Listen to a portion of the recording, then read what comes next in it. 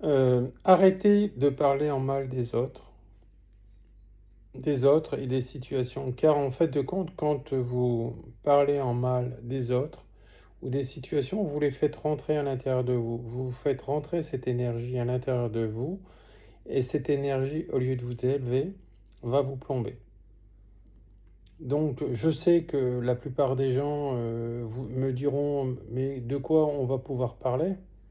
Ben, c'est ça le problème de notre société, c'est que moi je l'ai vu quand je travaillais dans le monde du fonctionnariat, etc. On entendait tout le temps les qu'en etc. Parce que les personnes ont besoin de s'élever par rapport à d'autres personnes et les descendre. Ça, c'est de l'anti-éveil spirituel. Donc, ce qui compte, c'est l'expérience, c'est le travail qu'on fait sur soi.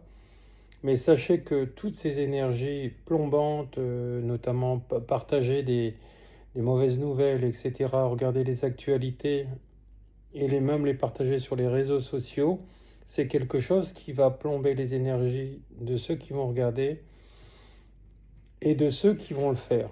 Alors tout le monde est averti, de toute façon il y aura toujours malheureusement, en tout cas à notre époque actuelle, des gens qui le feront, parce qu'ils ne seront pas éveillés spirituellement, ou du moins pas suffisamment.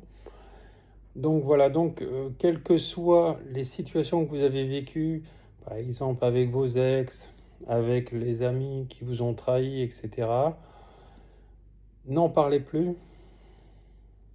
passez à travers. Et si un jour on vous en reparle, bah dites voilà, bah, j'en parle plus, c'est terminé, ou c'était une épreuve et ça m'a donné un enseignement. C'est comme ça qu'on peut traverser le temps beaucoup plus facilement, gentiment, et en se plombant le moins possible, parce que de toute façon, toutes ces formes de pensée, ce sont toujours des égrégores, une forme de magie noire, on va dire, de mauvais œil, etc., qu'on appelle souvent chez les Africains, là, dans l'Afrique du Nord, etc., dans leur tradition, et c'est tout à fait vrai. Donc il faut rester objectif, trouver la solution à la problématique, et non arroser encore la problématique qui va vous faire que vous enfoncez. Voilà, donc c'est ça l'éveil spirituel. L'éveil spirituel, alors je sais qu'on est tous à différentes étapes de cet éveil.